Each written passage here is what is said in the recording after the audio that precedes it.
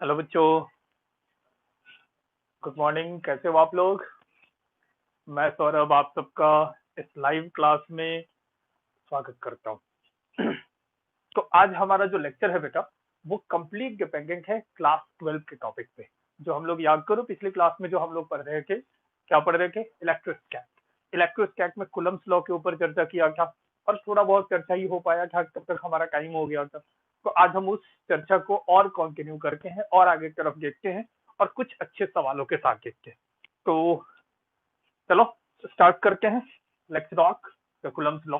चल, तो coulomb's law जो है बेटा, बहुत ध्यान से देखना कि याद है आपको पिछली क्लास में मैंने आपको बताया था कि Coulomb's law basically medium dependent होता है।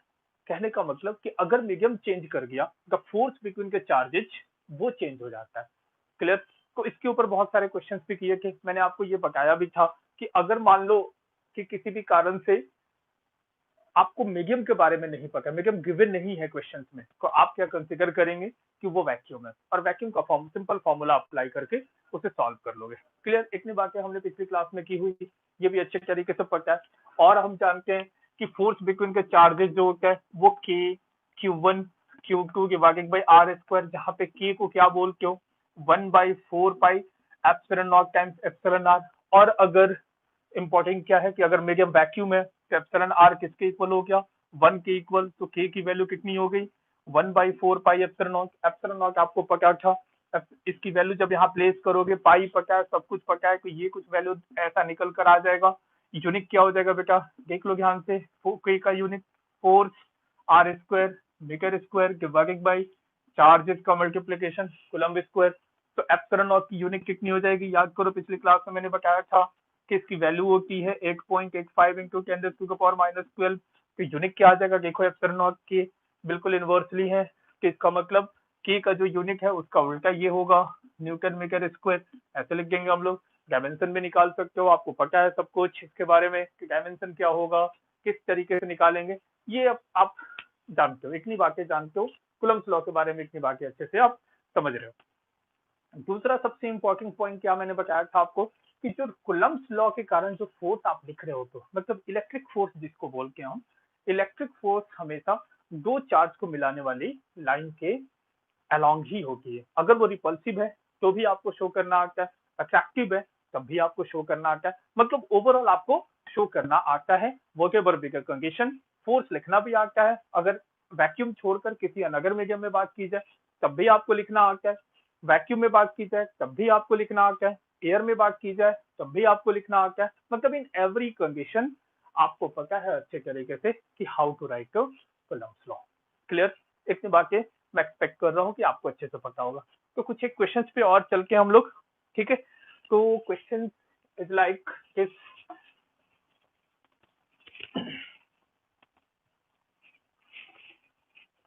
देखो बेटा, अब इसके क्वेश्चन, कुछ एक क्वेश्चन हमने किया भी था, कुछ थिंक वगैरह वगैरह वाला भी क्वेश्चन मैंने पिछले क्लास में आपको बताया था। फिर ये भी बताया था कि दो चार्जेज हैं तो तीसरे चार्ज को कहाँ पे प्लेस करो ताकि उसके ऊपर कोई नेट फोर्स ना लग रहा हो। और अगर सिस्टम इक्विलिब्रियम में है तो उस चार्ज, वो जो थर्ड चार्ज है, उसका नेचर और उसके उसकी वैल्यू के बारे में पता करना। ये सब कुछ हमने पिछली क्लास में सीख लिया था। जिस बच्चे ने पहला लेक्चर नहीं देखा है तो काइंडली वो पहले लेक्चर में जाए, उस बात को समझ ले अच्छे तरीके से कि how to apply the Coulomb's law and what is the variation. किस तरीके से हमने वहां पे कुछ एक क्वेश्चंस किए थे, 3-4 क्वेश्चंस किया था, वो हमें आता है अच्छे तरीके से। तो अब स्टार्ट करते हैं एक अच्छे क्वेश्चन से। तो एज्यूम करो कि हमारे पास दो सिंपल, करो पिछली क्लास में हमने जो क्वेश्चन किया था उसमें ये माना था कि इसका जो पॉइंट ऑफ सस्पेंशन है वो एक ही है। अब इस केस में जो पॉइंट ऑफ सस्पेंशन है वो अलग अलग है। दोनों स्ट्रिंग की लेंथ जो है वो एल मान लो। क्लियर है? यहाँ पे समझ में आ गया? आज एल की वैल्यू को अगर आप चाहो तो ऐसे ले लो 10 सेंटीमीटर, ये भी तुम्हारी 10 सेंटीमीटर, दोनों पे मासेस सेम है। क्लियर? अब दोनों को हमने क्या किया कि इक्वल एंड अपोजिट चार्ज दे दिया। इनिशियली इनके बीच का सेपरेशन क्या मान लिया जाए? बोलो क्या जूम कर ले, कुछ भी कंसीडर कर लो, 10 सेंटीमीटर, चलो कोई प्रॉब्लम नहीं है, 10 सेंटीमीटर। क्लियर? तो जैसे ही ये काम किया हमने कि इस पे equal and opposite charge place किया, अब ये एक दूसरे को अट्रैक्ट करेंगे तो कॉन्फ़िगरेशन कैसा हो जाएगा बेटा? ये कुछ यहाँ आ जाएगा, ये कुछ यहाँ आ जाएगा। क्लियर, यहाँ पे आ गया। तो ये जो डिस्टेंस है मान लो कि 4 सेंटीमीटर है, ये क्वेश्चन में गिवन है। ड्यू टू अट्रैक्टिव फोर्स ये दूसरे के करीब आए और फाइनली जिस पोजीशन पे जाकर रुक गए उनके बीच का सेपरेशन जो है वो 4 सेंटीमीटर है, ये क्वेश्चन में गिवन है। तो अब आपसे ये पूछा गया है कि ये जो 4 सेंटीमीटर है, तो बताओ इस पर्टिकुलर कंडीशन में जो वायर जो इस तरीके से है, इस वायर पे कितना टेंशन फोर्स लगा होगा। How much tension force is applied by the wire on this charge. ठीक है, तो देखो क्वेश्चन का जस्ट वेराइटी चेंज हुआ है, तरीका अब भी वही है। मतलब अगर ये ऑब्जेक्ट रेस्ट पे है तो इसका मतलब क्या है कि ये रेस्ट पे तभी हो सकता है जब इसके ऊपर लगने वाले सारे फोर्सेज इक्वल एंड अपोजिट हों। तो सबसे पहला काम अपना क्या होगा कि इसके ऊपर लगने वाले सारे फोर्सेस को प्रॉपर डायरेक्शन के साथ शो कर देना। तो मैं किसी एक को कंसीडर कर लेता हूँ, ठीक, किसी एक पे बात करते हैं। तो जैसे मान लो कि इस वाले चार्ज पे बात करके तो देखो तो फोर्स कैसा लग रहा होगा। एक अर्थ इसको नीचे की तरफ पुल कर रही होगी, ये पता है आपको, इतना फोर्स। ये जो वायर है इसको अपनी तरफ फोर्स अप्लाई कर रही होगी, जो कि फोर्स कौन सा है, टेंशन। क्लियर है, और यही कैलकुलेट करना है। मान लो कि ये वाली एंगल जो है वो थीटा है, समझ में आ गया, क्लियर है, ठीक। तो अगर ये एंगल थीटा तो ये भी एंगल थीटा, ऐसा क्यों भाई, दोनों मासेस सेम, दोनों पे चार्जेस की मैग्नीट्यूड सेम, बस अपोजिट नेचर है। क्लियर, बाकी हमने यहाँ पे इन दोनों के बीच के ग्रेविटेशनल फोर्स को इग्नोर किया है। Just like consider the gravitational force between this two charges या this two masses is switched off, बस ये कंसीडर कर लो आप। ठीक है, अब जैसे देखो अगर ये 4 सेंटीमीटर है तो और सोचो जरा, अगर ये 4 सेंटीमीटर है और ये पूरी कितनी है 10 सेंटीमीटर, है ना। तो ये बाकी का जो स्पेस आप देख रहे हो ये वाला और ये वाला, ये कितना बच गया बेटा, सोच के बताओ। 6 सेंटीमीटर, क्योंकि ये बिल्कुल सिमेट्रिकल है तो जितना ये आगे जाएगा उतना ही ये भी इस तरफ आ रहा होगा। इसका मतलब अगर ये 6 सेंटीमीटर है तो ये जो मूव किया होगा 3 सेंटीमीटर और ये भी 3 सेंटीमीटर, ताकि ओवरऑल सम जो हो जाए वो तुम्हारा कितना हो जाए 10 सेंटीमीटर। अब देखो, अब इसको मैं थोड़ा बड़ा करके ऐसे बना रहा हूँ, ये रहा हमारा ऑब्जेक्ट, ताकि क्लियरली आपको दिखे। ये हो गया ग्रेविटेशनल फोर्स, ये हो गया इस डायरेक्शन में टेंशन फोर्स, और देखो ये चार्ज इसको अपनी तरफ खींच रहा होगा बाय ये फोर्स एफ, तो ये फोर्स इस डायरेक्शन में भी लग रहा होगा। इस फोर्स की वैल्यू कितनी हो जाएगी बेटा, बताओ। सिस्टम इज इन एयर, तो एयर में आपको पता है एप्सिलॉन आर की वैल्यू अप्रोक्सीमेट 1 होती है, तो जस्ट कंसीडर इट इज 1। तो फोर्स कितना हो जाएगा कि मल्टीप्लीकेशन ऑफ द चार्ज, याद रखना ये माइनस क्यू है ये प्लस क्यू है, इसका मतलब ये नहीं कि यहाँ minus Q multiplied by plus Q लिखो, याद है ना मॉडुलस साइन लेके, तो मॉडुलस को अगर मैं माइनस क्यू लिखोगे वो ऑटोमेटिकली पॉजिटिव हो जाएगा, तो उसको लिखने की जरूरत भी नहीं है। क्लियर, तो के क्यू स्क्वायर डिवाइडेड बाई इनके बीच का सेपरेशन कितना है 4 सेंटीमीटर का स्क्वायर, इतना फोर्स लग रहा है। क्लियर है, यहाँ पे समझ में आ गया। तो आपसे बहुत कुछ पूछा जा सकता है, आपसे ये पूछा जा सकता है कि बताओ कितना चार्ज दिया कि ये कॉन्फ़िगरेशन हुआ, और इस कॉन्फ़िगरेशन में टेंशन फोर्स कितना हुआ। मतलब we have to find the value of charge Q and the tension force applied by the wire on this body, ये अपने अपने को कैलकुलेट करना है। ठीक है, तो अब बहुत ध्यान से देखो, अगर ऐसा हो गया तो मैं अगर इसको ऐसे एक्सटेंड कर दूं, बढ़ा दूं, तो देखो अगर मैं इसको एक्सटेंड करता तो ये एंगल और ये एंगल सेम आ जाता ना, तो ये एंगल कितनी हो गई थीटा। क्लियर, फिर वही काम आपको पता है, क्योंकि इसके ऊपर नेट फोर्स 0 होना है तो एक्सिस चूज कर लेते हैं कि ये अपना वाई एक्सिस हो गया, ये एक्स एक्सिस हो गया। इस टी का ये कंपोनेंट कितना होगा टी कॉस थीटा, और इस टी का ये कंपोनेंट कितना होगा टी साइन ऑफ थीटा। इतनी बातें तो अपने को समझ में आ गई है, इतना बात तो हम शुरू से ही क्लास 11 से ही सीखे जा रहे हैं कि कैसे फोर्स को कंपोनेंट्स में ब्रेक करते हैं, इतना हमें पता है। अब देखो, अब जैसे ही ये निकाला आपने तो अगला काम क्या होगा कि जितना फोर्स ऊपर उतना नीचे, जितना राइट साइड उतना लेफ्ट साइड। क्लियर, तो एक बार देखो कि cos theta is equal to mg, ये एक इक्वेशन हो गया। क्लियर है ना, जितना ये उतना ये, उसी तरीके से जितना ये t sine of theta is equal to क्या लिख देंगे बेटा K Q square upon 4 centimetre का स्क्वायर। अगर रिक्वायरमेंट हो सेंटीमीटर को मीटर में कन्वर्ट करने का तो कर लेना। ठीक है बेटा, समझ में आगे चलते हैं। अब देखो और अच्छे से समझो, और क्या किया जाए, निकालना क्या था अपने को, चार्ज और ये टी टेंशन। क्लियर, तो क्या एंगल आपको पता है, सोच के बताओ। देखो डायग्राम देखो, क्या आपको एंगल पता है, ये थीटा की वैल्यू पता है?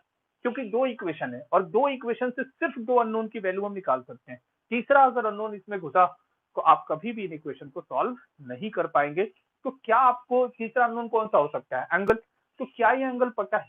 सोच के बताओ। देखो यहाँ पे डायग्राम में, तो हाँ बिल्कुल एंगल पता है आपको। देखो ध्यान से, ये जो ट्रायंगल आपको दिख रहा है ये राइट एंगल ट्रायंगल, यहाँ ध्यान से देखो, ये है राइट एंगल ट्रायंगल। ये इस तरीके से, इस राइट एंगल ट्रायंगल में तुमने इसको क्या माना है? ये देखो ये वायर है ना, इसकी लेंथ कितनी की? 10 सेंटीमीटर। और देखो ये वाली लेंथ देखो कितनी है? 3 सेंटीमीटर। क्लियर है यहाँ पे? इतना पता है। तो क्या हम ये निकाल सकते हैं? ये कितना हो जाएगा बताओ तो? रूट ऑफ, कैसे निकालते हैं? बोलो बोलो, याद होगा आपको? ये कौन सा राइट एंगल ट्रायंगल है, हाइपोटेन्यूज पता है, बेस सॉरी परपेंडिकुलर पता है, बेस निकालना है। तो हाइपोटेन्यूज का स्क्वायर माइनस 3 स्क्वायर, कितना हो जाएगा? 100 माइनस 6 सॉरी 9, कितना आ गया? 91। तो रूट 91 मैं ऐसे ही लिख देता हूँ, ठीक है? रूट 91 सेंटीमीटर, यह आ गया हमारा। इतना तो हमें पता है, समझ में आ गई बात? तो सब कुछ पता है, साइन थीटा पता है, कॉस थीटा पता है। यहाँ से साइन थीटा निकालो, साइन थीटा क्या हो जाएगा? Perpendicular by base, sorry perpendicular by hypotenuse. जैसे यहाँ पे रखोगे, क्लियर है यहाँ पे? जैसे यहाँ पे रखोगे, या एक काम करो कॉस लिख लो, कॉस थीटा यहाँ पे रखोगे रूट 91 डिवाइडेड बाई 10, तो यहाँ से टी की वैल्यू आ जाएगी। उस टी की वैल्यू को यहाँ प्लेस कर दो, चार्ज की वैल्यू आ जाएगी। मतलब देख रहे हो, अल्टीमेटली हमारे पास फिर से यही दोनों इक्वेशन लिखने की जरूरत थी। अगर हमने ये दोनों इक्वेशन लिख दिया है तो अपना काम हो गया है, ठीक? कोई भी क्वेश्चन, किसी भी टाइप का क्वेश्चन हो, इस तरीके का कोई भी क्वेश्चन हो, आपको बस ये करना है हमेशा कि अगर आपने एक बार ये सही से इक्वेशन लिख दिया तो समझ लो कि फिर अपना काम हो गया, और कुछ करने की जरूरत ही नहीं है। हर क्वेश्चन जो है बिल्कुल इसी तरीके से सॉल्व हो जाएगा। ओके बेटा, जस्ट राइट इट डाउन।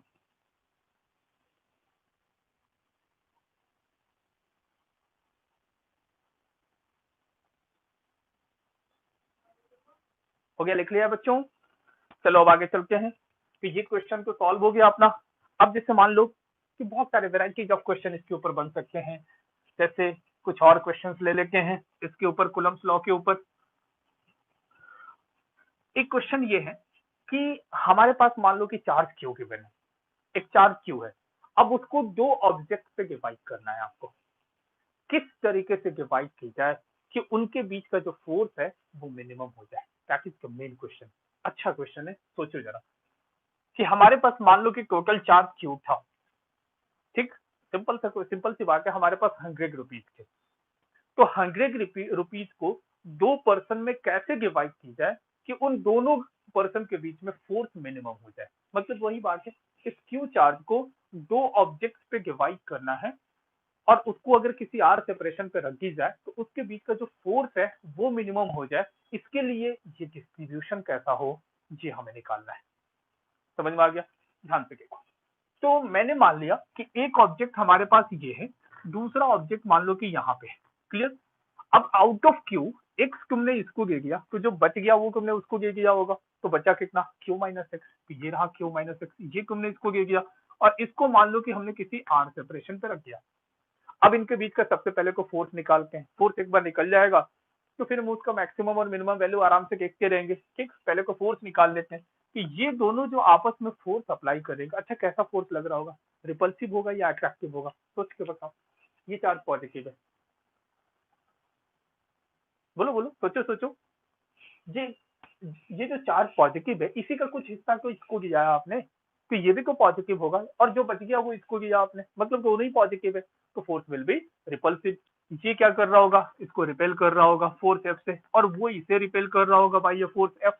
उस फोर्स की वैल्यू कितनी हो जाएगी? के multiplication of the charges Q minus x multiplied by x divided by इनके बीच का सेपरेशन आर स्क्वायर। यही तो फोर्स लगा रहे होंगे। तो सवाल ये है कि इस x की वैल्यू ऐसी क्या चूज की जाए ताकि ये जो फोर्स हो वो मिनिमम हो जाए। तो क्या आप लोगों ने पढ़ा है केमिस्ट्री में? आप लोगों ने, सॉरी केमिस्ट्री बोल रहा हूँ, फिजिक्स में क्लास 11 पे आपने पढ़ा भी होगा कि क्लास 11 में आपने देखा होगा कि किसी भी फंक्शन का अगर मैक्सिमम या मिनिमम वैल्यू निकालना है उसको डिफरेंशिएट करके जीरो कर दो। करके देखते हैं, ये अपना तरीका है, ठीक? तो देखो वेरिएबल क्या है? एक्स है ना, तो हम इसको इस तरीके से कर देंगे, पहले डिफरेंशिएट कर लेते हैं। तो देखो जो गिवन टर्म है उसको मैं बाहर निकाल देता हूँ, के और आर को फिक्स लेंगे, के कांस्टेंट टर्म है, डिफरेंशिएशन से बाहर रहा, डिफरेंशिएट किसको करना है, डी बाई डी एक्स, किसको डिफरेंशिएट करना, पहले एक्स से मल्टीप्लाई कर देता हूँ, Q x minus x square, ऐसे लिख दिया, क्लियर। और करो के बाई आर स्क्वायर, अब डिफरेंशिएट करो, देखो तो ये क्या आ जाएगा, देखो तो यहाँ देखो, जब इसको डिफरेंशिएट करोगे क्यू बाहर आ जाएगा, क्या रह जाएगा, D x upon D x minus D x square upon D x, ये समझ में आ गया। और करो इसको के अपॉन आर स्क्वायर, सॉल्व करो, देखो डी एक्स और डी एक्स को कैंसिल हो गए, ये क्यू रह गया, यहाँ एक्स स्क्वायर का डिफरेंशिएशन क्या आ जाएगा, 2x, इतनी बात हो गई।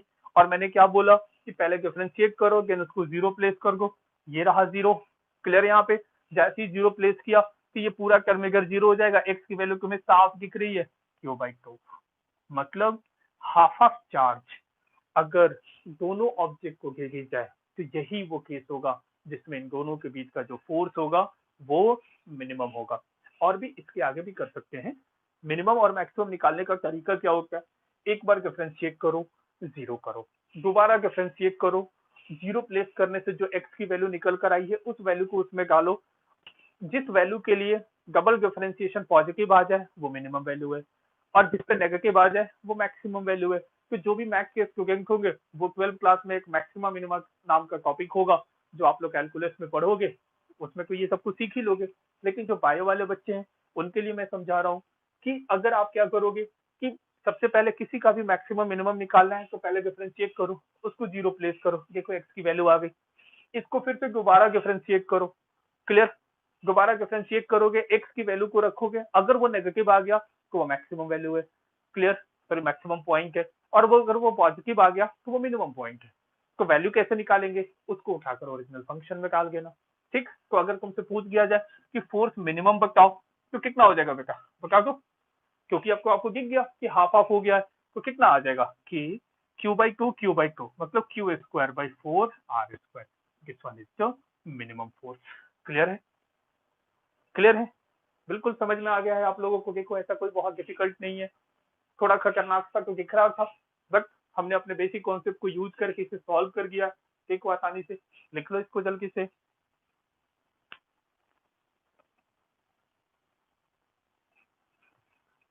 एक बार लिख लो जल्दी से, हो गया हो गया, चलो आगे चलते हैं और देखते हैं अब इसके ऊपर और कुछ बढ़िया सवाल। ये बात तो समझ में आ गई। अब जैसे मान लो कि सिंपल सा एक और सवाल देता हूँ इसके ऊपर, उसको भी अच्छे से देखना। मान लो कि हमारे पास एक मीटर स्केल है, मीटर स्केल समझते हो 1 मीटर लंबा पूरा, तो उस पर मार्किंग होती है। यहाँ पर देखो ये मान लो कि स्केल है, इसके ऊपर जो मार्किंग है वो कुछ इस तरीके से होगी, यहाँ 1 होगा, 2, 3, 4 एंड सो ऑन, यहाँ पे क्या है, ये 100 मार्क्स, ठीक है, और ये 0 है, क्लियर। अब यहाँ पे किया क्या गया कि हर एक मार्क पे चार्ज प्लेस किया गया। जैसे यहाँ पे देखो इस पे जो चार्ज है 1 इंटू 10⁻³ कूलम, इसके ऊपर 2 इंटू 10⁻², नहीं क्या बोल दो 8 इंटू 10⁻³ कूलम, इसके ऊपर जो चार्ज रखा 27 इंटू 10⁻³ कूलम, इसके ऊपर जो रखा 64 into 10⁻³ coulomb and so on, यहाँ पे हमने प्लेस किया हर एक, इसके ऊपर 1, इसको मिली बोलो, 1 milli coulomb, 8 milli coulomb, 27 milli coulomb, 64 milli coulomb and up to 100, यहाँ तक हमने यहाँ पे कॉन्टिन्यूअस चार्जेस प्लेस किए इसके ऊपर। अब सवाल ये है कि एक चार्ज इसके ऊपर है जिसकी वैल्यू है 1 इंटू 10⁻³ कूलम, तो आपको बताना है कि x इक्वल टू 0 पे find net force on charge at x equal to 0, मतलब x इक्वल टू 0 पे जो चार्ज होगा उस पे कितना नेट फोर्स लगा है ये आपको बताना है। चलिए निकालिए को, कोशिश करिए को, निकालो निकालो जल्दी से, कोशिश करो।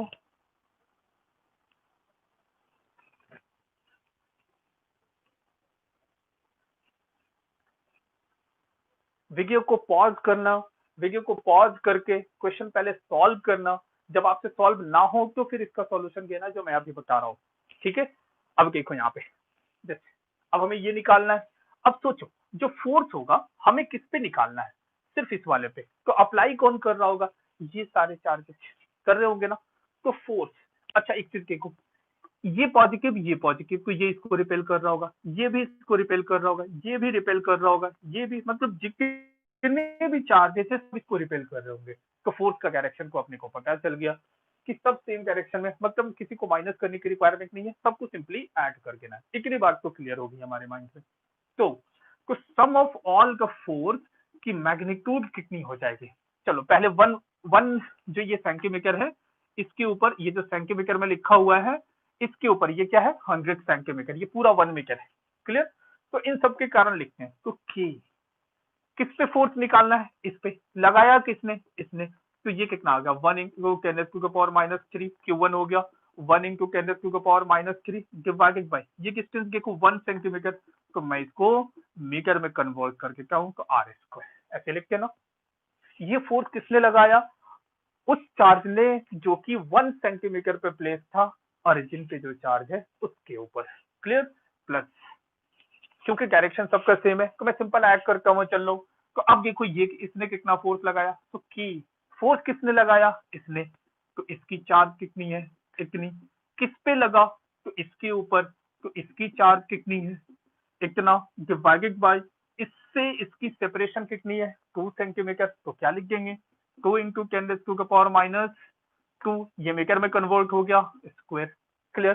फिर इसी तरीके से जो तीसरा चार्ज है वो ये रहा, ये कितना फोर्स लगाएगा कि, और देखो इसकी चार्ज कितनी है 27 इंटू 10⁻³ कूलम मल्टीप्लाइड बाई, और कितना इस पे charge 1 into 10⁻³ coulomb divided by, यहाँ से देखो सेपरेशन कितना है 3 सेंटीमीटर। तो 3 इंटू 10⁻² का square and so on up to 100 times. ये होगा ना 100 टाइम्स ऐसा चल रहा होगा। क्या मेरी बात समझ में आ गई आपको, क्लियर है बेटा। ऐसा तो कोई इसमें बहुत डिफिकल्ट चीज नहीं है, क्योंकि जब फोर्सेज लिखे हैं हर एक चार्ज के कारण। अब सवाल है कि इसको देख के अक्सर क्या करेंगे, जो बायो वाले बच्चे हैं वो छोड़ देंगे क्वेश्चन, भाई इतना डिफिकल्ट कैलकुलेशन कैसे की जाए। पर थोड़ा सा लॉजिक लगाओगे तो ये क्वेश्चन आसानी से सॉल्व हो जाएगा। और अक्सर ये नीट के क्वेश्चन उसमें आता है, सिर्फ मैथमेटिक्स यूज करके आपको परेशान करने वाली बात, क्योंकि उनको पता है कि आप मैथमेटिक्स का नाम सुन के ही आप घबरा जाओगे, और मैथमेटिक्स पढ़ना ही होगा तो आप बायो क्यों लेते, सीधी सी बात है। लेकिन फिजिक्स बिना मैथमेटिक्स हो नहीं सकती। क्लियर। तो उन्होंने मैथमेटिक्स देकर तुम्हें डराया है, और कुछ नहीं है इसमें। देखो इसमें कुछ कॉमन फैक्टर्स होंगे, उनको मैं बाहर निकाल लेते हैं। देखो क्या क्या बाहर है, 10⁻³ में 10⁻³ सब में है ना। तो ये 10⁻⁻6 हो गया, तो के बाहर आ गया, 10⁻⁻6 बाहर आ गया। और देखो 10⁻⁻2 का स्क्वायर है, मतलब 10⁻⁻4 ये भी बाहर आ गया। अब देखो यहाँ का क्या बच गया 1 इंटू 1 1, ठीक है ना। प्लस और देखो यहाँ देखो 8 रह गया, 8 इंटू 1 8 हो गया। अच्छा देखो 2 का स्क्वायर कितना होता है 4, तो 8 डिवाइडेड बाई 4 2 हो गया। देखो कितना सिंपल कैलकुलेशन होने जा रहा है। ये देखो 27 है, यहाँ 3 का स्क्वायर कितना होता है 9, 27 डिवाइडेड बाई 9 3 हो गया। क्लियर। और इसी तरीके से अगला 4 होगा, और ये कितना जाना है अप टू 100 टाइम, ऐसे ही क्यों जाना है। हो गया देखो। अब बताओ तो कितना क्या डिफिकल्ट हो गया, के की वैल्यू क्या आपको पता नहीं है, 9 इंटू 10⁻9 मल्टीप्लाइड बाई इसको ऊपर लेके जाओ 10⁻2 रह गया। अच्छा ये देखो कि एन नेचुरल सम का सम, एन नेचुरल नंबर का सम है ना। तो क्या आपने 10th क्लास में ये बात नहीं पढ़ी कि एन नेचुरल का सम कैसा होता है, या सिंपली ये एपी में है ना, अर्थमेटिक प्रोग्रेशन है। तो अर्थमेटिक प्रोग्रेशन में एन टर्म्स का सम क्या होता है n/2 into first term plus last term, ठीक है। या एन नेचुरल नंबर का सम कितना होता है n इंटू एन प्लस 1/2, सब पता है आपको बेटा। तो इतना कोई घबराने वाली बात नहीं है। तो टोटल टर्म्स कितने हैं 100, तो ये आ गया n/2 इंटू पहला टर्म प्लस अंतिम टर्म, वो तो 100 ही होगा। क्लियर। अब इसको सॉल्व कर देना है, सॉल्व कर दोगे इतना न्यूटन फोर्स आ जाएगा। क्या बहुत डिफिकल्ट था, कुछ भी डिफिकल्ट नहीं था, आसान था बिल्कुल। ठीक। वो तो मैथमेटिक्स सामने दिखाकर इतना खतरनाक सा सिचुएशन देके आपको डराने की कोशिश की गई है। तो डरना नहीं है आपको, आपको इससे लड़ जाना है। करके तो कुछ होना ही नहीं है बेटा। लिख लो, देखो कितना आसानी से सॉल्व हो गया। लिख लो बेटा जल्दी से। ये अच्छा सवाल है, बढ़िया सवाल है ये।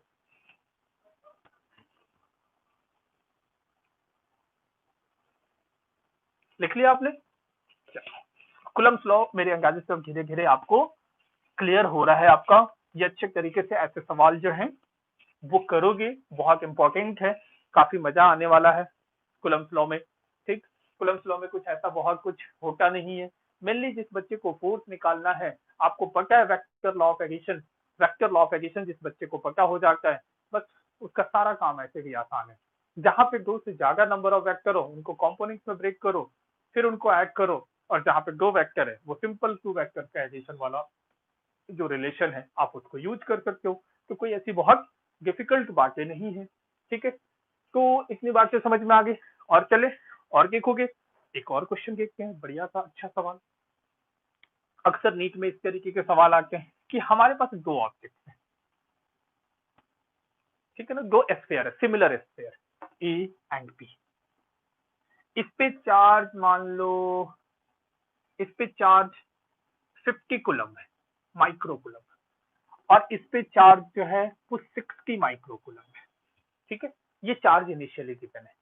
अब हमने किया क्या, इन दोनों की साइड सेम है, ठीक है, और इनको जो प्लेस किया गया है वो, ये जो सेपरेशन है इनके सेंटर के बीच का जो सेपरेशन है, इनके साइज कंपेयर में काफी ज्यादा है। ये आर मान लो, तो ये R is much greater than, इसकी रेडियस मान लो कि आर है, आर। तो आप अगर ये कंडीशन जैसे ही फुलफिल हुआ, इसका मतलब इस डिस्टेंस के कंपेयर में ये बहुत छोटा हो गया, तो ये पॉइंट चार्ज हो गया। याद करो पिछली क्लास में मैंने बोला था कि कूलम्ब्स लॉ सिर्फ और सिर्फ पॉइंट चार्ज के लिए वैलिड होता है। तो कुछ ऐसी सेपरेशन काफी ज्यादा हुआ कि ये कैसा फील होगा कि एक पॉइंट है यहाँ पे, समझ में आ गई बात। ये भी कैसा फील होगा कि यहाँ पॉइंट है। ठीक, अब हम कूलम्ब्स लॉ आसानी से अप्लाई कर सकते हैं। तो इनके बीच में तेरा फोर्स बता दो, बता दो कि फोर्स कितना हो जाएगा। तो फोर्स को क्या लिख देंगे कि दोनों चार्ज का multiplication 50 microcoulomb multiplied by 60 microcoulomb divided by R square. Clear है, इतना आ गया। और देखो इसको अगर थोड़ा बहुत सॉल्व करने का मूड हो तो कर लेते हैं कि बाई आर स्क्वायर 6 5 30 से दो और जीरो आ गया। माइक्रो कितना हो गया, देखो माइक्रो माइक्रो दो बार मल्टीप्लाई है तो 10⁻⁴। अच्छा ये माइक्रो है ना, तो 10⁻⁻6 तो था ही, 10⁻⁻6 इंटू 10⁻⁻6 -12 हो गया डिवाइडेड बाई आर स्क्वायर। अच्छा आर स्क्वायर को लिख दिया। इतना फोर्स इसके ऊपर लग रहा है फिलहाल। अब क्वेश्चन ने ये बोला कि जिनको फोर्स निकालना बहुत आसान है, ये कोई सिंपल सा डेफिनेशन है जो कि आप अच्छे तरीके से पता है आपको, मैं इतना लिख के छोड़ दूं।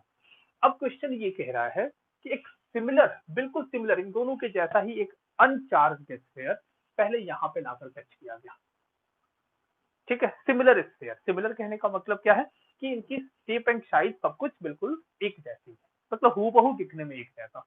क्लियर, वैसा ही स्फीयर लाकर यहाँ पे टच किया गया। क्लियर, कुछ देर तक इसको टच किया, यहाँ से हटाया, फिर दोबारा यहाँ पे टच किया, ठीक, एंड फाइनली रिमूव करके इनको ऐसे फिर से छोड़ दिया। तो अब जो इनके बीच का फोर्स है वो बताओ, यही सवाल है। क्वेश्चन समझ में आया, आया या नहीं आया, बता दो बता दो।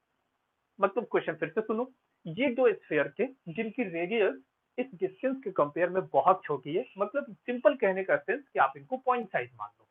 ठीक है, तो इनके बीच का जो फोर्स है वो कुछ F1 है, तो लेट्स कंसीडर ये F1 है। क्लियर, अब इसी के जैसा दिखने वाला हूबहू स्फीयर जो कि अनचार्ज है, उसके ऊपर कोई चार्ज नहीं है, पहले इसके साथ टच किया, इसके साथ कांटेक्ट में लेकर आया, कुछ देर रखा, हटाया, फिर इसके साथ कांटेक्ट में लगा लेकर रखे, फिर इसको फाइनली रिमूव कर दिया। ठीक है, तो रिमूव करने के बाद अब इनके बीच का जो फोर्स है वो F2 है। तो F2 और F1 में रिलेशन बताना है या रेशियो बताना है, F2/F1, F1/F2, कुछ भी पूछा जा सकता है। ठीक है ना, मतलब F2 को F1 के टर्म में लिख देना है, बस यही चीज। तो F1 ये रहा हमारे पास, ठीक, F2 निकालने की बारी है अब हमारी। तो क्वेश्चन क्या है कि पहले हमने क्या किया, इस बात को ध्यान में रखोगे। ठीक है, मैं इसको यहाँ कोने में लिख रहा हूँ, यहाँ पे चुपचाप, कि इतना को हमने फाइंड कर ही लिया है। तो ये कितना आ गया था, 3000 multiplied by 10⁻⁻12 into k by R square, ये था हमारा F1। क्लियर, अब सोचो जरा कि अगर मैं ऐसा ही सिमिलर स्फीयर यहां लाकर इसको टच कर दूं, यहाँ पे बिल्कुल इसके साथ कांटेक्ट में लेकर आ जाऊं, तो क्या मैं ये बोल सकता हूं कि इन दोनों स्फीयर पे टोटल चार्ज कितना है, बताओ तो। ये तो अनचार्ज है, इसके ऊपर चार्ज कितना है, 50 माइक्रोकुलम। क्लियर है बेटा। अब सोचो कि जो टोटल चार्ज कितना है 50 माइक्रोकुलम, तो क्या ये चार्ज बिल्कुल आधा आधा हो जाएगा, हाफ हाफ हो जाएगा? सिमिलर स्केयर है ना? तो इनफेक्ट जो टोटल चार्ज होगा उसका आधा इसके ऊपर आधा इसके ऊपर, मतलब यहाँ से चार्ज निकलकर इसके ऊपर चला जाएगा। जैसे इसको रिमूव करोगे इसके ऊपर जो चार्ज बच जाएगा वो कितना बच जाएगा? 25 माइक्रोकुलम। ठीक है, और इसके ऊपर चार्ज कितना हो गया? 25 माइक्रोकुलम। अब इसको हमने क्या किया, यहाँ पे इसके साथ लाकर यहाँ पे कॉन्टैक्ट में रख दिया। अब इसके ऊपर चार्ज कितना था? 60 माइक्रोकुलम। और इसके ऊपर देखो जब वहां से रिमूव किया था तो 25 माइक्रोकुलम था ना, 25 यहाँ रह गया, 25 उसके ऊपर चला गया था। अब बताओ इनके ऊपर टोटल चार्ज कितना है? 60 प्लस 25 हाउ मच? 85। तो आधा आधा हो जाएगा फिर से। क्लियर? तो जैसे ही इसको रिमूव करोगे, तो रिमूव करते ही इसको हटाओ यहाँ से, इसको जैसे ही रिमूव करोगे टोटल कितना था? 85। तो अब ये कितना हो जाएगा इसके ऊपर? 85 डिवाइडेड बाई 2 माइक्रोकुलम। और उसके ऊपर कितना हो जाएगा? 85 डिवाइडेड बाई 2 माइक्रोकुलम। तो अगर गलती से कभी भी ऐसा पूछ दिया जाता कि इसके ऊपर बताओ, इस सी के ऊपर बताओ चार्ज कितना है, जो तीसरा जो स्फीयर था सी, इसके ऊपर कितना चार्ज रह गया दोनों को टच करने के बाद? तो 85/2 माइक्रोकुलम रह गया। खैर ये हमारा क्वेश्चन का पार्ट नहीं था। अब इनको फिर से वही आर सेपरेशन पे रखी गई है। अब इसके बीच का जो फोर्स है उसको F2 बोला गया। वो F2 कितना हो जाएगा बेटा? K divided by R square. Again charges का मल्टीप्लीकेशन देखो, 25 इंटू 10⁻⁻6 मल्टीप्लाइड बाई 85/2 इंटू 10⁻⁻6। इतना आ गया। हो गया बेटा?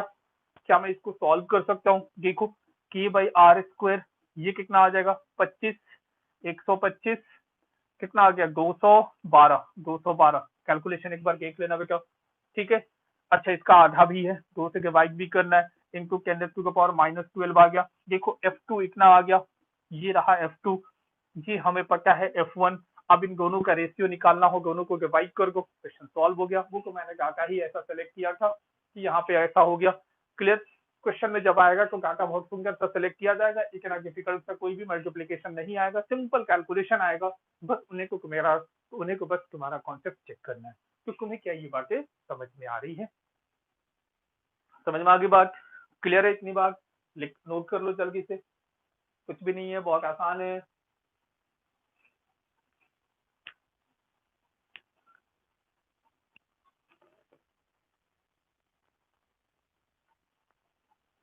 हो गया? हो गया? नोट कर लिया है? ठीक है, ये अच्छा सवाल है, इस अच्छे सवाल को कर लेना आपने। ठीक है, अब इसी में बहुत सारे वेराइटीज कर दिए जाएंगे। इसमें कभी कभी बोला जाएगा कि ये जो काम हमने किया है इसके बाद इनके बीच का सेपरेशन डबल कर दिया, तो फोर्स बताओ। तब भी लिखना आता है कि यहाँ आर की जगह पे 2R हो जाएगा। ठीक, तो कौन सा बहुत बड़ा टॉप मार दिया उन्होंने? कोई रॉकेट साइंस थोड़ी है जो आपको समझ नहीं आना है, बिल्कुल आपसे हो जाना है, सब कुछ हो जाएगा, कोई दिक्कत नहीं है।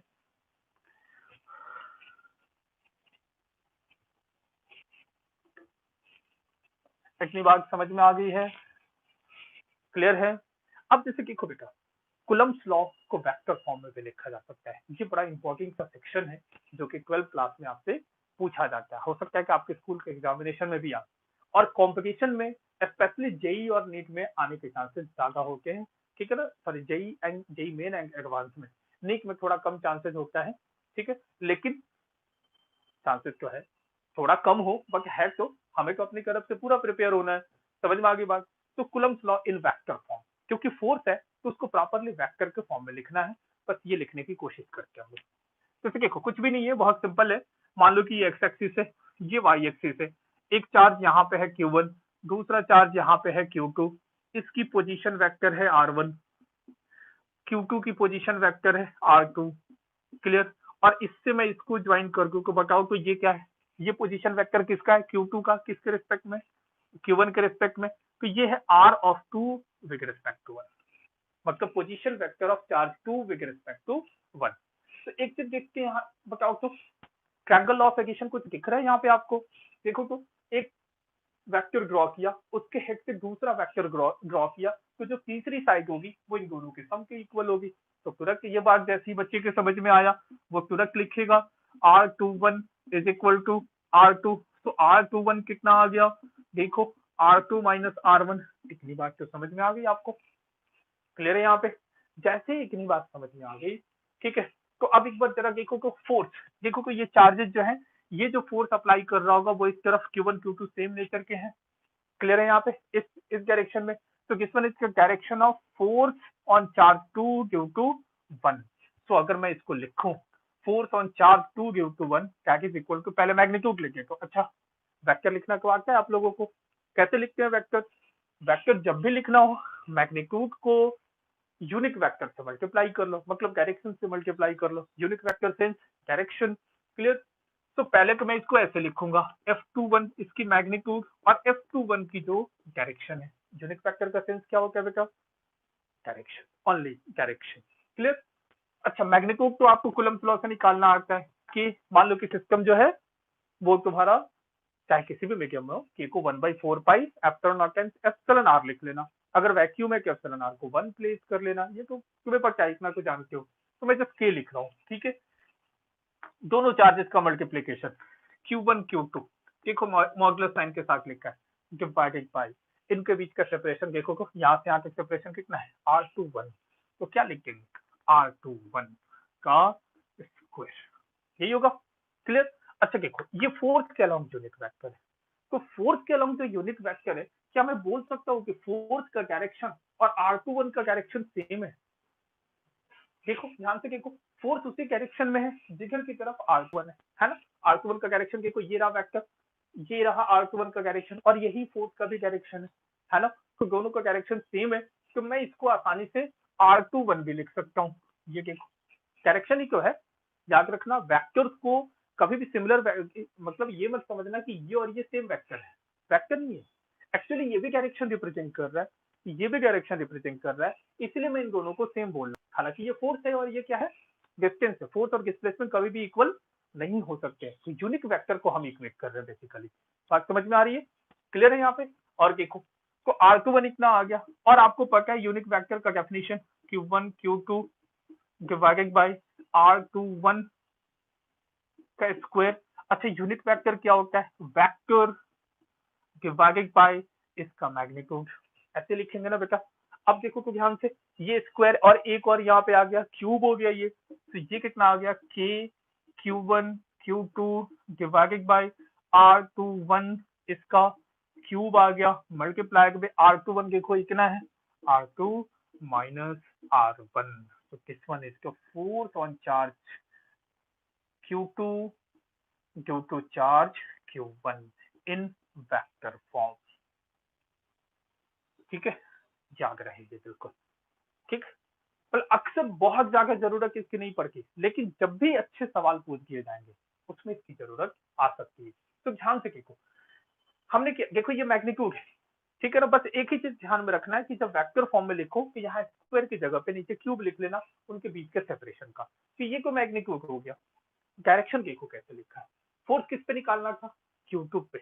तो देखो पहले R2 आया है माइनस R1, मतलब जिसपे फोर्स निकालनी है उसका पोजीशन वेक्टर पहले माइनस जिसने अप्लाई की है उसका पोजीशन वेक्टर। देख लो ना R2 माइनस R1, याद रहेगा आपको। क्लियर? अगर इस पे निकालनी होती तो ये आ जाता R1 माइनस R2, होता ना।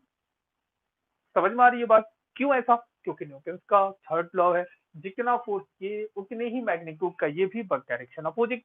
तो जैसे ही F12 लिख के that is equal to minus F21, इसको माइनस से मल्टीप्लाई करके देखो यहाँ पे वो आ जाता है R1 प्लस में आ जाता है और R2 नेगेटिव आ जाता है।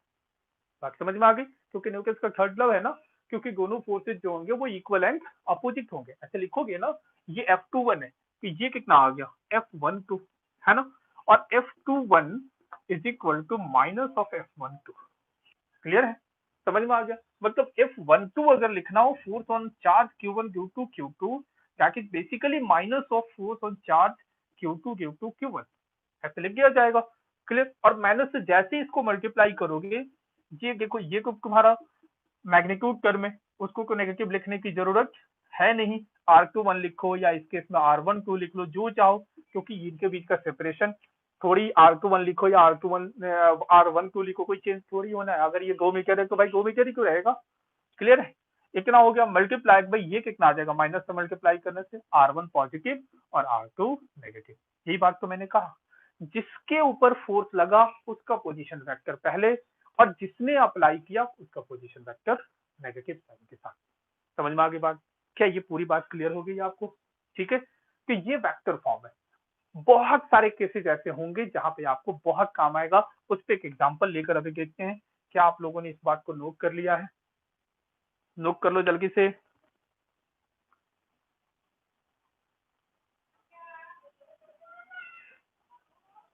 आई एम फाइन बेटा, थैंक यू। आप लोग इतना अच्छा पूछते हो मेरे से, आप लोग का रिप्लाई भी अच्छा लगता है मुझे बहुत।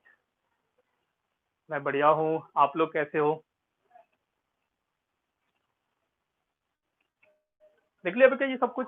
अब देखो, जैसे मान लो कि कोई भी डिफिकल्ट 3 डायमेंशनल डायग्राम तुम्हारे सामने आ जाए, उस समय फोर्स को लिखना बहुत डिफिकल्ट हो जाता है, क्योंकि 3 डायमेंशनल को ऑब्जर्व करना थोड़ा बहुत, सब सारे बच्चे उसको बहुत अच्छे तरीके से ऑब्जर्व नहीं कर पाते।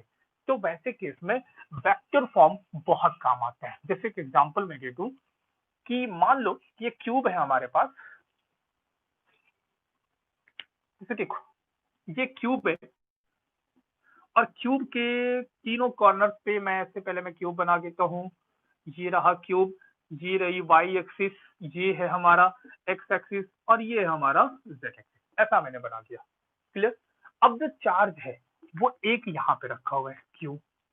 क्लियर? एक चार्ज यहाँ रखा हुआ है वो भी क्यू। क्लियर?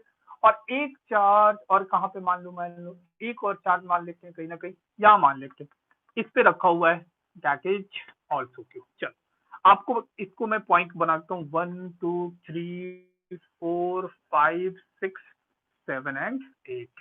8 कॉर्नर हो गया ना क्यूब के। ठीक है, तो सवाल ये पूछा गया कि ऐसे यहाँ पे डायग्राम गिवन है तुम्हारा, ठीक है, कि एक और मान लेते हैं। ठीक, और थोड़ा सा डिफिकल्ट, जब मुझे ही सॉल्व करना है तो थोड़ा और डिफिकल्ट कर देता हूँ मैं।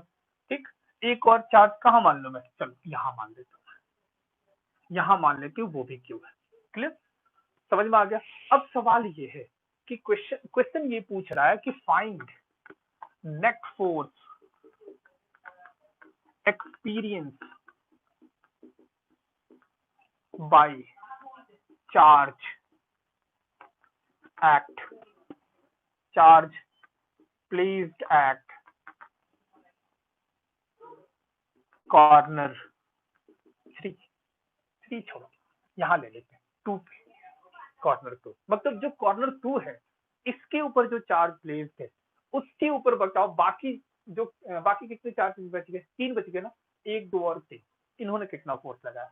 अब ये बड़ा डिफिकल्ट है समझना। ठीक है, क्योंकि अगर आप इसको ऑब्जर्व करो तो आप अपने रूम को ऑब्जर्व करो। अब उस रूम में एक्स वाई और जेड एक्सिस कंसीडर करो और इन चार्जेस को प्लेस करो, डायरेक्शन अजीब अजीब सा आएगा। ठीक है, तो वैसे केस में लिखना जो है ना, फिर वेक्टर्स का जो सम करना है वो बहुत डिफिकल्ट हो जाएगा आपके लिए। तो क्यों ना हम हर एक के कारण जो फोर्स है वो मैं वेक्टर फॉर्म में लिख दूं। क्या समझ में आ रहा है? और वेक्टर फॉर्म में लिखने के लिए मुझे कोऑर्डिनेट चाहिए। ठीक, अब कोऑर्डिनेट कैसे लिखते हैं? कोऑर्डिनेट आपको पता है, देखो क्यों, ये ऑरिजिन है ना, ये देखो ये ऑरिजिन है। क्लियर? तो हर एक कॉर्नर का कोऑर्डिनेट बता सकते हो। अच्छा, ये पॉइंट देखो कि कौन से पार्ट में, एक्स और जेड में है ना ये, तो इसका देखो यहाँ पे, और साइड लेंथ क्यूब का ए ले लो, साइड लेंथ ए ले लो, एक इसकी जरूरत पड़ेगी आपको। साइड लेंथ ए ले लो, यहाँ से आके सारी जितने भी है ना सारे साइड ए है। क्लियर? तो ये देखो, इसका एक्स कोऑर्डिनेट कितना हो जाएगा ए, वाई कोऑर्डिनेट 0, जेड कोऑर्डिनेट ए। समझ में आ गया? ये बात समझ में? क्यों? क्योंकि ये जो पॉइंट है वो एक्स और जेड प्लेन में है, तो एक्स और जेड प्लेन में वाई 0 होता है ना, तो ये मैंने कोऑर्डिनेट लिख दिया। अच्छा, ये देखो, ये चार्ज किसके ऊपर है? एक्स एक्सिस पे, तो एक्स एक्सिस पे वाई कोऑर्डिनेट और जेड कोऑर्डिनेट दोनों ही 0 होता है, तो एक्स कोऑर्डिनेट कितना हो गया? ए 0 0 लिख दिया मैंने।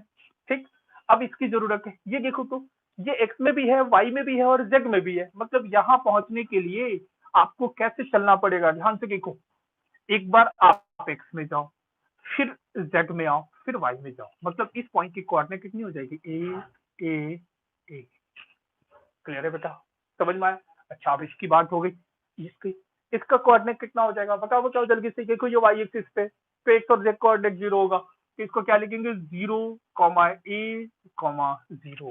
ठीक, सबके कोऑर्डिनेट आ गए। अब अगर आप देखो, ये थोड़ा सा डिफिकल्ट क्वेश्चन है, तो डिफिकल्ट क्वेश्चन है तो लेकिन एक्चुअली में ये डिफिकल्ट मैं कैसे बोलूं इसको, ये बिल्कुल बेसिक सा सवाल है। बेसिक कहने का मतलब इसने बहुत कुछ आपसे पूछा है कि आपको पोजीशन वेक्टर लिखना आता है या नहीं। अगर आपको पोजीशन वेक्टर लिखना है क्या, तो आपको ये क्वेश्चन सॉल्व है। और जिस बच्चे को पोजीशन वेक्टर लिखना नहीं आता उसका तो जान निकल जाएगा, वो तो बेचारा मरा पड़ा होगा। ठीक है, समझ में आ गई बात।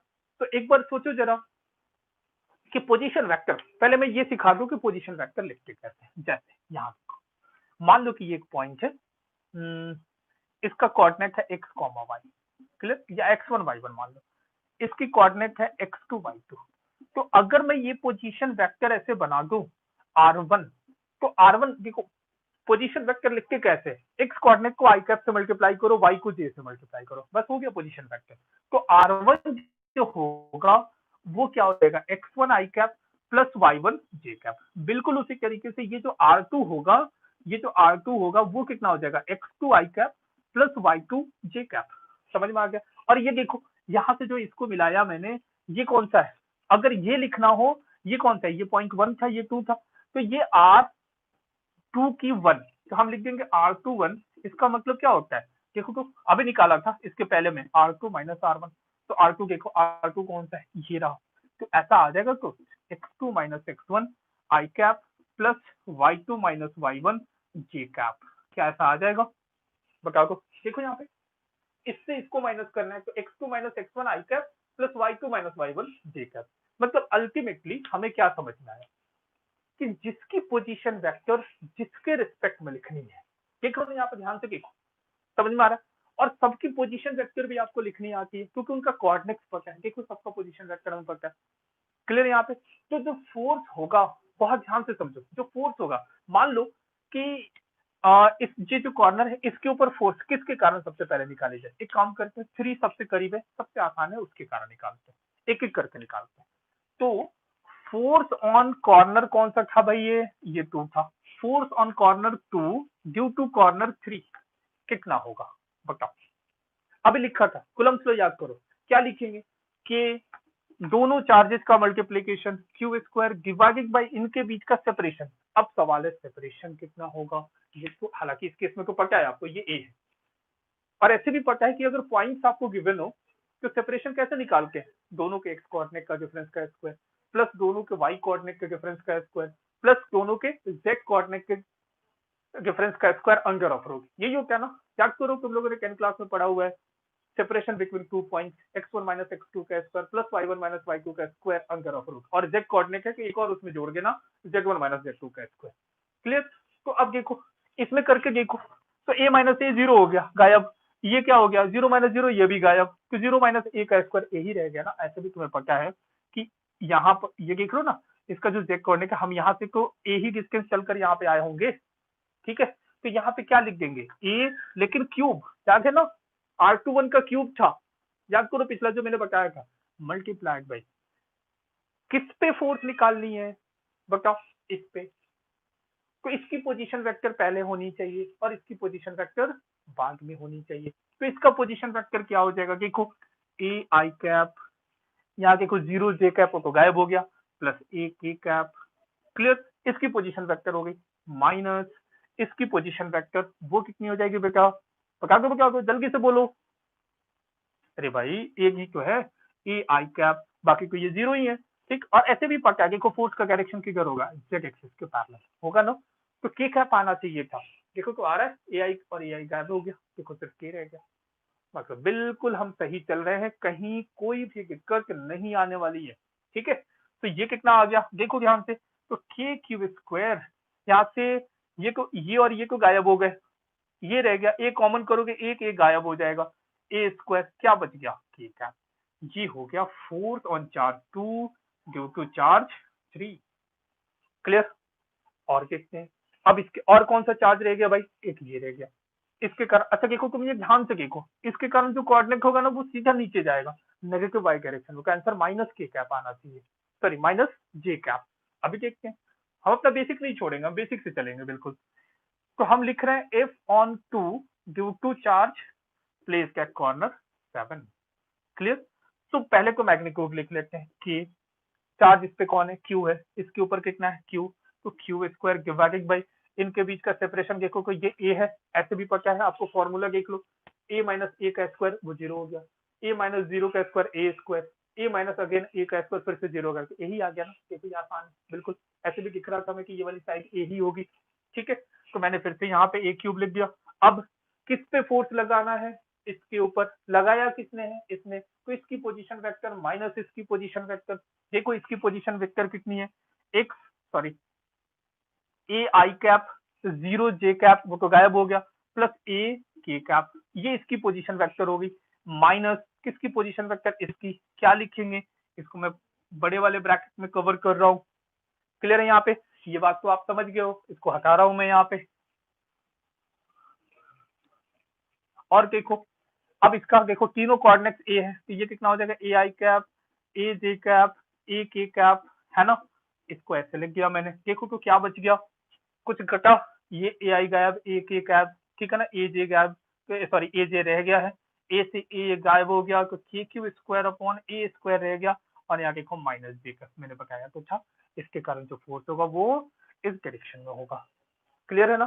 थोड़ा ध्यान में बस यही रखना कि अगर मान लो कि ये चार्ज नेगेटिव होता तो इसमें ना माइनस से मल्टीप्लाई कर देते, समझ में आ गई बात, क्यों, क्योंकि डायरेक्शन ऊपर को हो जाता, समझ में आ गई बात, इतना ज्ञान रखना। फोर्स ये आ गया, अब एक और चार्ज कौन सा रह गया, ये, तो force on charge 2 due to charge on corner 5। अब देखते हैं, फिर से मैग्नीट्यूड लिखो कि दोनों चार्जेस का multiplication Q square divided by, अब इनके बीच का जो सेपरेशन होगा वो निकालना है अपने को, तो ये और इसके बीच का सेपरेशन कैसे निकालेंगे, दोनों के एक्स कोऑर्डिनेट को माइनस करो, तो 0 माइनस ए का स्क्वायर कितना आ जाएगा बता दो, सेपरेशन बता दो इनके बीच का कितना होगा, कैसे निकाली जाए, बोलो बोलो जल्दी जल्दी, टाइम नहीं है अपने पास, जगह को कितना हो जाएगा, ए माइनस 0 का स्क्वायर ए स्क्वायर, ए माइनस 0 का स्क्वायर ए स्क्वायर, 0 माइनस ए का स्क्वायर अगेन ए स्क्वायर, तो 3 ए स्क्वायर का रूट रूट 3 ए, तो मैं यहाँ लिख दूंगा रूट 3 टाइम्स ए का पावर 3, क्लियर, समझ में आ गई बात। अरे भाई ये समझ तो आया ना, इनके बीच का कॉर्नर का सेपरेशन, दोनों के एक्स कोऑर्डिनेट को माइनस करो, 0 माइनस ए का स्क्वायर तो ए स्क्वायर, ए माइनस 0 का स्क्वायर अगेन ए स्क्वायर, 0 माइनस ए का स्क्वायर अगेन ए स्क्वायर, तीनों को ऐड करो 3 ए स्क्वायर, रूट लो रूट 3 ए, ठीक, वही तो आ गया। अब इनके बीच में हम क्या लिखेंगे किसके ऊपर लिखना है, इसके ऊपर, तो इसका क्या आ गया, ए आई कैप ए के कैप, क्लियर है बेटा, कितना लिख दिया, क्लियर। अब इसका पोजीशन वेक्टर लिखना है, वो कितना आ जाएगा, देखो देखो ध्यान से देखो, तो 0 i cap a j cap plus 0 k cap, तो सिर्फ ये रह गया ए जे कैप, ये रह गया ना, क्योंकि माइनस के साथ था, ए कॉमन करके हटा सकते हैं, तो ये कितना आ गया, F25 इज इक्वल टू के क्यूब स्क्वायर अपॉन रूट 3 का क्यूब कितना आ जाएगा, 3 रूट 3, ए क्यूब एक ए गायब हो गया, ए स्क्वायर, ये कितना रह गया, आई प्लस के माइनस जी, इतना हो गया। तो नेट फोर्स कितना आ जाएगा, नेट फोर्स कितना आ जाएगा, इन तीनों का सम प्लस F27, अच्छा 23 था पहले, F23 प्लस F27, अच्छा F23 को लिख ही गया, 2 बार लिख गया मैंने, F23 तो हो ही गया, अब F27 था, F27 प्लस F25, ठीक है। जैसे ही देखो जितने भी आई वाले हैं उनको एक साथ लिख देना, जे वाले एक साथ, के वाले एक साथ, तो मैंने कहा तो था कि ये जो पार्ट है थोड़ा कॉन्शियस रहोगे, क्योंकि लिखते वक्त प्लस माइनस की अगर स्लाइट भी गलती हुई तो पूरा का पूरा आंसर चेंज हो जाएगा, तो इसलिए बहुत केयरफुली क्वेश्चन को सॉल्व करोगे, ये सबसे बढ़िया सवाल है बेटा, ये सबसे बढ़िया सवाल है, इसके ऊपर समझ में आ गई बात, कुलम्स लॉ के ऊपर एक मतलब बेहतरीन क्वेश्चन में से एक आप इसको बोल सकते हो, और भी वैरायटीज ऑफ क्वेश्चंस हो सकते हैं, but one of the best question using the vector form, ठीक है, समझ में आ गया। तो क्या ये पूरी बात समझ में आ गई आपको,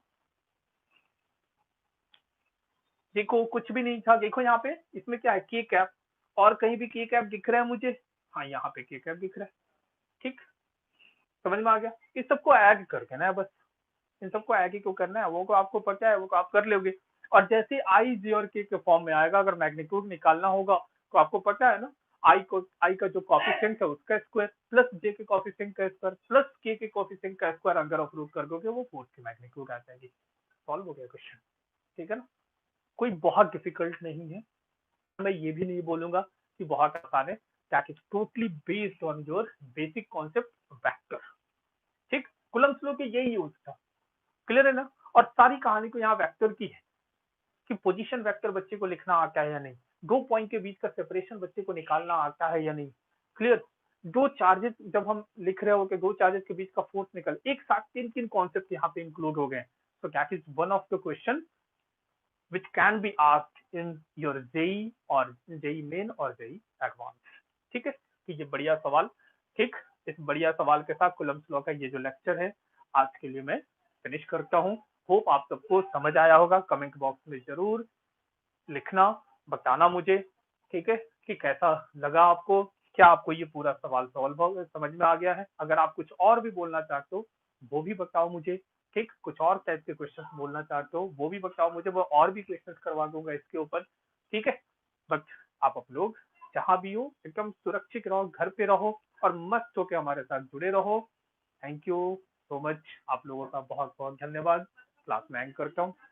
टेक केयर, बाय बाय बच्चों।